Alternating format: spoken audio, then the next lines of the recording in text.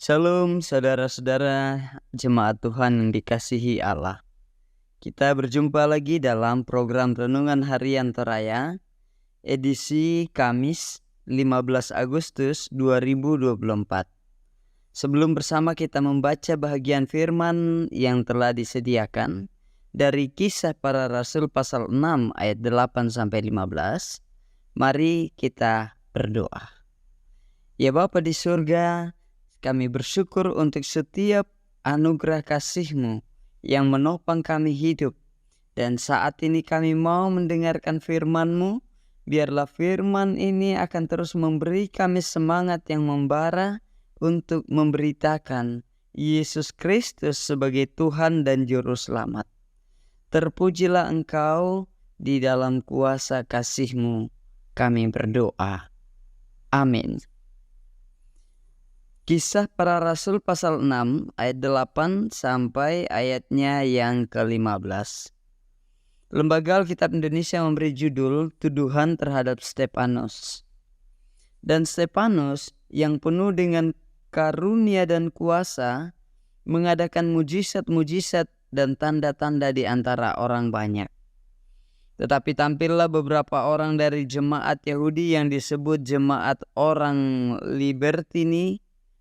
Anggota-anggota jemaat itu adalah orang-orang dari Kirene dan dari Alexandria, bersama dengan beberapa orang Yahudi dari Kilikia dan dari Asia.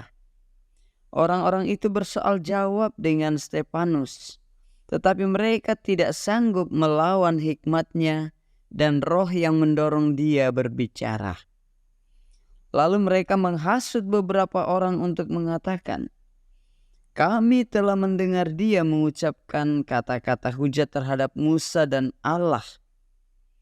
Dengan jalan demikian, mereka mengadakan suatu gerakan di antara orang banyak, serta tua-tua dan ahli-ahli Taurat. Mereka menyergap Stefanus, menyeretnya, dan membawanya ke hadapan mahkamah agama. Lalu mereka memajukan saksi-saksi palsu yang berkata, "Orang ini terus-menerus mengucapkan perkataan yang menghina tempat kudus ini dan hukum Taurat. Sebab kami telah mendengar dia mengatakan bahwa Yesus, orang Nazaret itu, akan merubuhkan tempat ini dan mengubah adat istiadat yang diwariskan oleh Musa kepada kita." Semua orang yang duduk dalam sidang mahkamah agama itu menatap Stefanus. Lalu mereka melihat muka Stefanus sama seperti muka seorang malaikat. Demikian bacaan kita saat ini. Saudara-saudara, tema kita adalah kuasa Roh Kudus. Kuasa pena masallo. Kisah Stefanus yang tidak goyah imannya dalam menghadapi tuduhan dan fitnah merupakan rangkaian peristiwa iman yang terjadi pasca keturunan Roh Kudus di Yerusalem dalam peristiwa Pentakosta yang dapat kita baca dalam Kisah Para Rasul pasal 2. Saudara-saudara, penulis kitab Kisah Para Rasul memperlihatkan betapa dahsyatnya kuasa Roh Kudus bekerja di dalam diri orang-orang yang telah mengalami Pentakosta, terutama para rasul dan pemuka-pemuka komunitas Kristen perdana. Roh Kudus membuat semangat mereka membara untuk memberitakan Yesus Kristus sebagai Tuhan dan Juru Selamat. Saudara-saudara, sejak kemunculan dan karyanya sebagai salah satu dari 7 orang yang terpilih untuk pelayanan diakonia, Stefanus digambarkan sebagai orang yang dipenuhi kuasa Roh Kudus, seperti yang dapat kita baca dalam Kisah Para Rasul pasal 6 ayat 5, ayat 8, dan juga dapat kita lihat di dalam ayatnya yang menceritakan bagaimana Stefanus ini mau memberitakan kebenaran. Dalam Kisah Para Rasul pasal 7 ayatnya yang ke-55. Saudara-saudara yang kekasih dalam Kristus, oleh kuasa Roh Kudus, Stefanus dimampukan bukan saja melakukan mujizat, tetapi juga memiliki hikmat dalam menerangkan dan bersoal jawab tentang isi kitab suci dan penggenapannya dalam Yesus Kristus. Orang Yahudi yang tidak sanggup berdebat dengan dia kemudian menyeret dia ke hadapan mahkamah agama untuk diadili.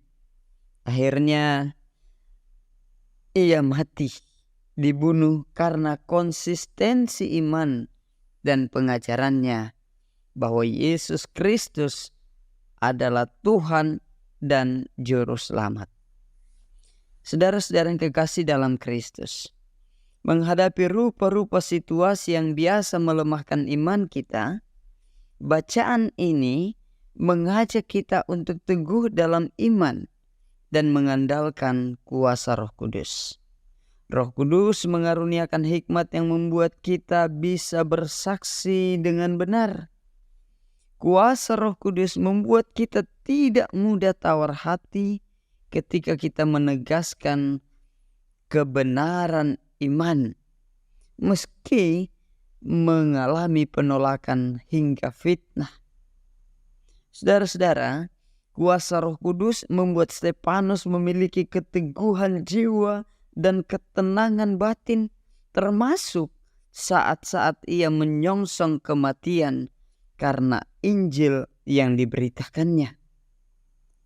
Kiranya itulah yang membuat orang yang memandangnya bagaikan melihat muka malaikat. Terpujilah Kristus.